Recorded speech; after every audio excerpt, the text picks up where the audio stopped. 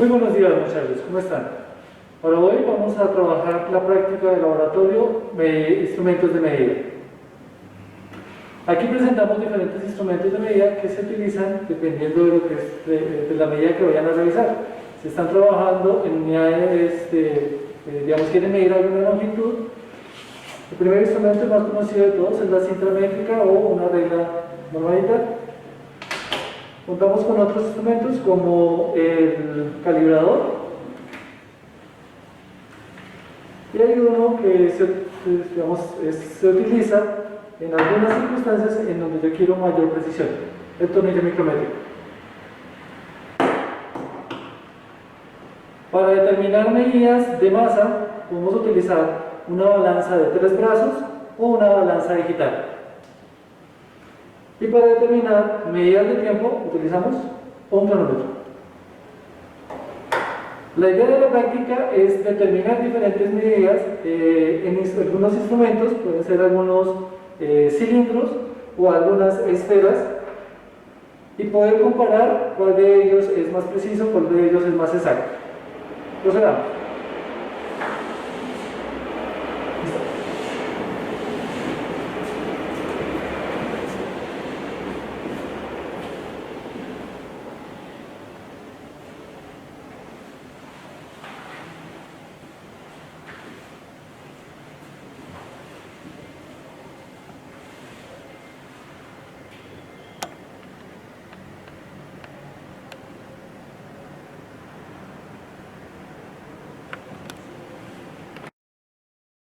Aquí encontramos los instrumentos de medida que vamos a utilizar.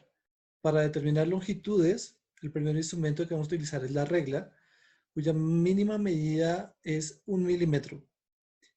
Eso nos conduce a tener un error instrumental del 0.5 milímetros. Recuerden que este error instrumental lo determinamos sabiendo la mínima medida que podemos determinar dividido entre 2. El segundo instrumento que podemos utilizar para determinar longitudes es el calibrador. Allí tomamos como mínima medida 1 milímetro dividido en 20 partes. Esto nos conduce a tener una mínima medida de 0.05 milímetros y un error instrumental de 0.02 milímetros.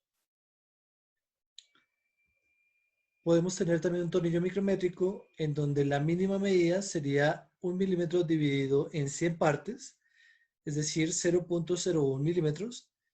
Tener un error instrumental allí del 0.005 milímetros. Para determinar masas, vamos a utilizar la balanza de 3 brazos y la balanza digital. Ambos instrumentos permiten determinar allí una mínima medida de 0.1 gramos. Y con ello tener un error instrumental asociado a 0.05 gramos. Para el tiempo, utilizaremos un cronómetro en donde la menor medida sería 1 segundo dividido en 100 partes, es decir, 0.01 segundos, y asociar un error instrumental de 0.005 segundos. Ok, para trabajar con el calibrador tenemos que primero identificar las partes que tiene. ¿Listo? Aquí encontramos dos regletas, una en la parte superior está calibrada en pulgadas y una en la parte inferior que está calibrada en centímetros, cuya medición mínima es 1 milímetro. Adicionalmente encontramos dos nonios en la parte de arriba y en la parte de abajo que nos van a permitir discriminar más cifras significativas. Y adicionalmente este instrumento de medida nos sirve para determinar longitudes. Digamos, si yo puedo abrir aquí el calibrador, voy a determinar longitudes en la parte interna o puedo tomar distancias internas. Adicionalmente puedo determinar profundidades en esta regleta. Entonces yo puedo saber qué tan profundo es un recipiente dependiendo allí de la distancia que baje la varilla. ¿Listo? La idea de proceder en la medición de la utilización del calibrador, por ejemplo, voy a determinar allí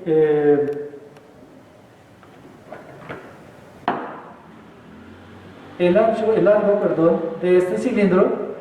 Entonces es importante que utilicen dedo pulgar para mover la regleta. ¿Listo? No es necesario realizar mucha presión. Ustedes solo colocan en la punta del calibrador el instrumento que están determinando la medida, que quieren determinar la medida, y con el pulgar simplemente pueden mover hacia la derecha o a la izquierda. Eso funciona como un freno. Y lo importante es que no le hagan mucha presión.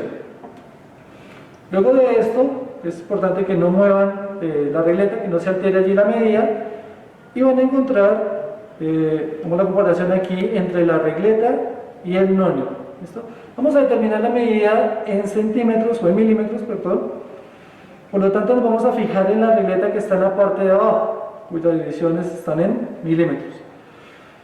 Vemos que la primera, el 0 que aparece en el nonio, está por encima de los 30 milímetros y por encima de los 34 milímetros. Vemos que ese 0 no alcanza a llegar a los 35 milímetros, por lo tanto sabemos que nuestra medida está por encima de los 34, pero debemos determinar más cifras significativas, y eso lo hacemos hallando una comparación entre las escalas que tiene el nonio y las divisiones que tiene la regleta. Es importante que puedan identificar aquí cuál línea de estas está perfectamente alineada. En este caso, vemos que tenemos una gran alineación en el 4. ¿Listo? Entonces en este 4 estaremos agregando 4 centésimas de milímetro allí. Por lo tanto, nuestra medida sería 34,5 milímetros. Por lo tanto, nuestra medida quedaría expresada allí 34,40. Vamos a comparar esta medida con otras que podemos realizar aquí con el tornillo micrométrico. Pues nuevamente es importante que verifiquen que los instrumentos están calibrados. Entonces, ¿cómo reviso que el calibrador esté calibrado, que no esté alterada la medida? Que cuando esté completamente cerrado, allí el 0 quede completamente alineado con el 0 del nonio. El 0 de la regleta con el 0 del nonio. Y de igual forma, con el tornillo micrométrico voy a cerrarlo totalmente, no voy a hacer mucha presión, voy a manejar el tornillo micrométrico del extremo y voy a aumentar. Lo que yo tengo aquí es divisiones de 1 milímetro en 100 partes. Por lo tanto, si yo quiero aumentar, digamos, quiero pasar aquí de 1 milímetro, en este caso tendría 1 milímetro exacto. Para llegar hasta el siguiente milímetro tengo que darle 2 vueltas completas aquí al nonio. Aunque yo voy aumentando, aumentaría 30, 40, llegaría hasta 0, estaría en 50. Cuando llego en 0 y se alinea el 0, aparece en la parte inferior otra división. ¿Listo? Continúo 20, 30, 40 y llegaría hasta 50. Di 2 vueltas completas para pasar de 1 milímetro hasta el siguiente milímetro. Por lo tanto, tenemos la división, la mínima división, 1 milímetro dividido en 100 partes. Obviamente nos va a dar un mejor tratamiento allí de los datos, van a ser más exactos. Entonces vamos a determinar, por ejemplo, aquí el ancho de este cilindro. Pues nuevamente, recuerden, no es necesario realizar allí mucha fuerza. Colocamos nuestro instrumento de medida, manejamos el tornillo micrométrico desde el extremo, y cuando el tornillo micrométrico se cierra, se escucha un pequeño clic en el tornillo. Ahí está indicando que ya no es necesario realizar más presión sobre el tornillo. ¿Listo? En este caso,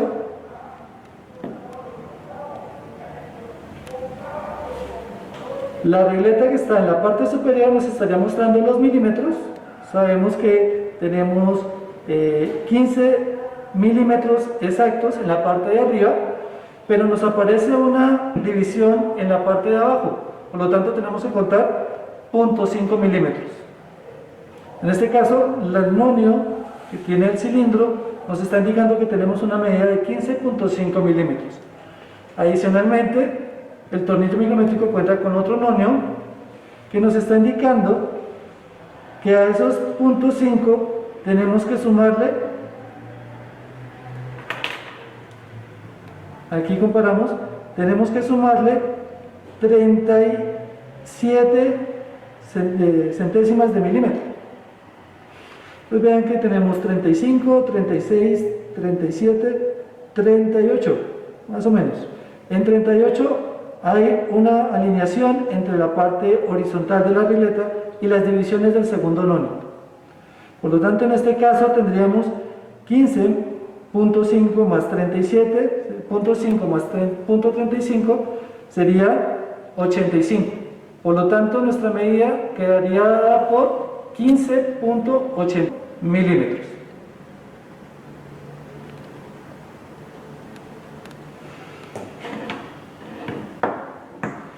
Ok, para las determinaciones con el sistema de masas, pues nuevamente, lo primero que hacemos al utilizar cualquier instrumento de medida es verificar que esté calibrado en cero. Entonces vamos a mover todas las pesas en cero y verificar que esté en nivel con la regleta que aparece horizontalmente acá. Si está completamente horizontal, nuestro sistema estaría calibrado. En dado caso que no, digamos que exista alguna diferencia, en el otro extremo aparece un pequeño tornillo, el cual podemos ajustar para modificar ese cero. ¿No? Vamos a asumir que en este caso esto está perfectamente calibrado y colocamos el objeto que deseamos medir allí. ¿Listo? Aquí vemos que tenemos tres diferentes brazos, de allí el nombre que sea balanza de tres brazos.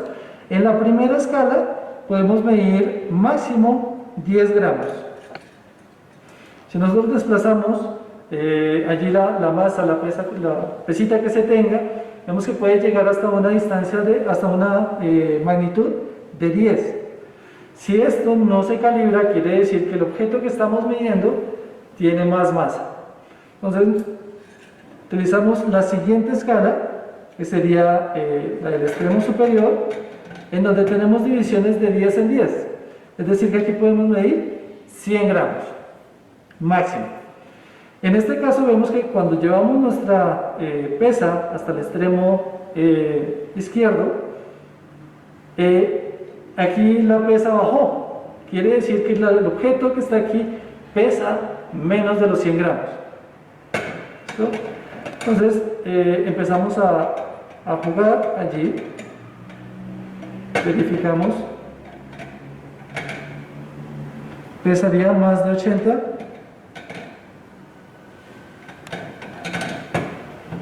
pesa más de 90, menos de 100.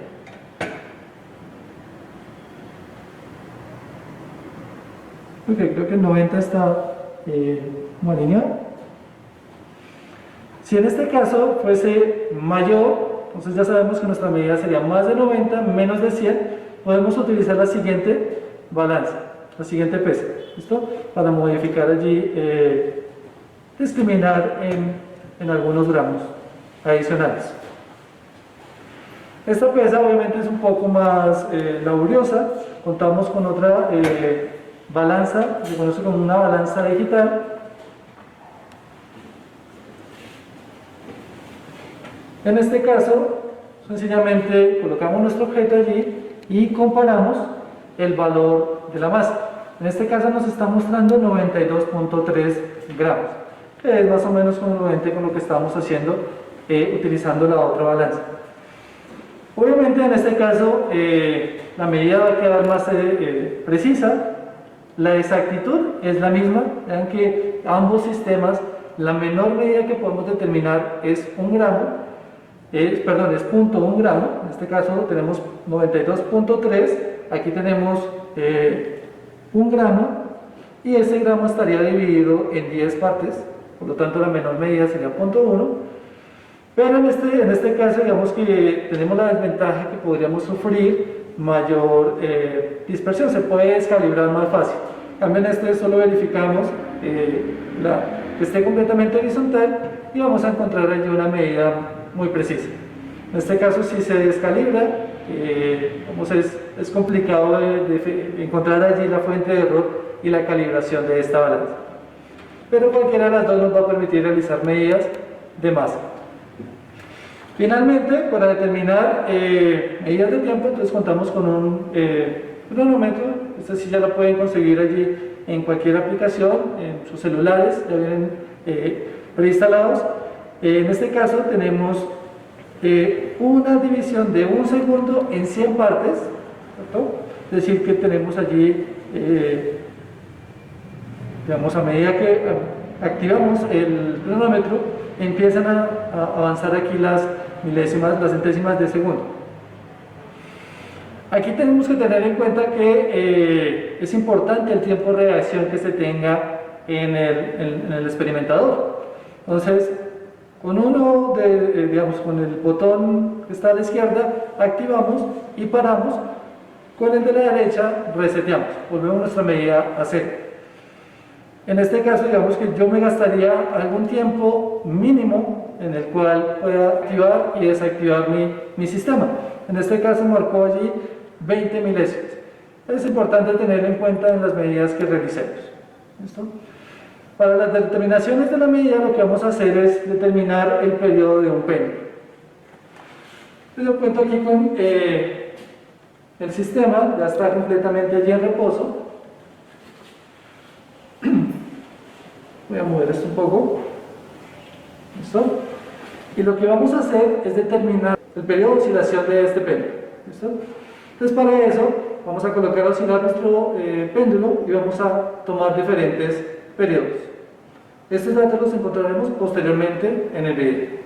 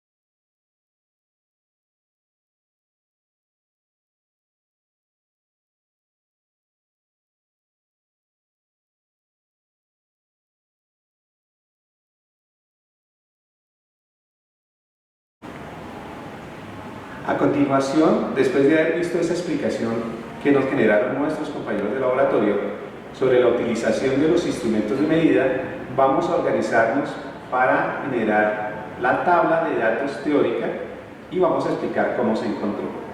En primer lugar, volvemos a recordar, como decía el anterior video, que están las balanzas. Está nuestro calibrador, que fue muy bien explicado, y no vamos a utilizar el estereómetro para este informe. Entonces tenemos 3, 6, 9 cilindros y una esfera, que son los sólidos que vamos a utilizar en nuestra tabla de instrumentos de medida. Y lo que hicimos con cada uno de los sólidos fue, primero, medir el diámetro para sacar el radio, aquí con el dinamómetro, como explicaron los compañeros en la clase en el video anterior. Entonces sencillamente yo hago la medición, reviso el dato, y este es nuestro primer cilindro. Y aquí básicamente colocamos ese radio. Acuérdense que el radio es la mitad del diámetro. Nosotros calculamos el diámetro 18 punto algo y aquí vemos que es la mitad. Enseguida vamos a calcular la altura del cilindro en la misma proporción que aparece acá y colocamos el valor que se encuentra aquí. Entonces encontramos el 0 y ahí vemos que es 49.5. Eso es lo que se está haciendo con cada uno de los instrumentos que aparecen en esta tabla de datos.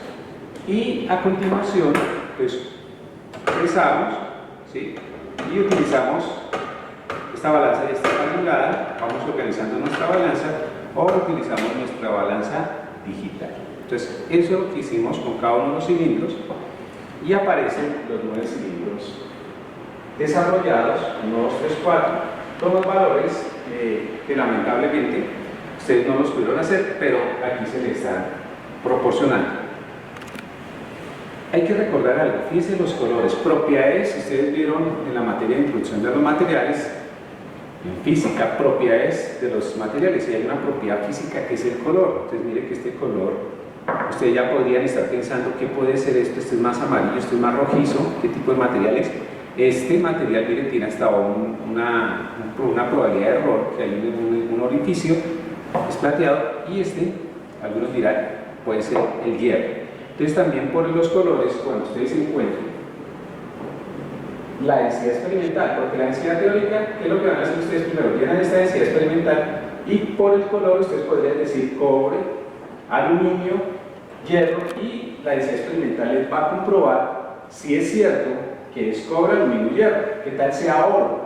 Por ejemplo, ¿qué tal la densidad experimental de 19.24? Entonces usted dice, uy, este de la mitad no es cobre, sino es oro, y entonces tiene que avisarnos rápidamente porque eso hay que guardarlo, si no se puede extraviar ese oro. Entonces, aquí está la densidad experimental, la densidad teórica, y le encuentran el error absoluto, utilizando estos dos datos, y el error relativo.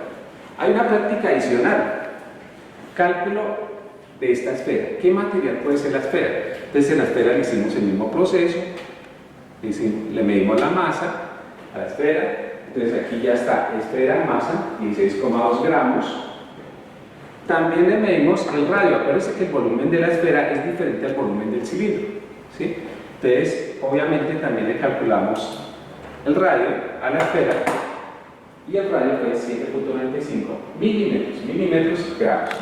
Entonces, ¿qué es aquí? Pues ustedes pueden ver el color, es diferente por lo que vimos en la esfera, pero básicamente en la esfera ustedes tendrían que calcular la densidad experimental y mirar a qué material la esfera corresponde como elemento. Si es un acero, si es cobre, si es plomo, podría ser plomo, 11.6, y encontrar los valores. Eso es la tabla de datos y eso daría por finalizado la guía que el docente le va a explicar para desarrollar y entregar el informe de instrumentos de medida. Muchas gracias.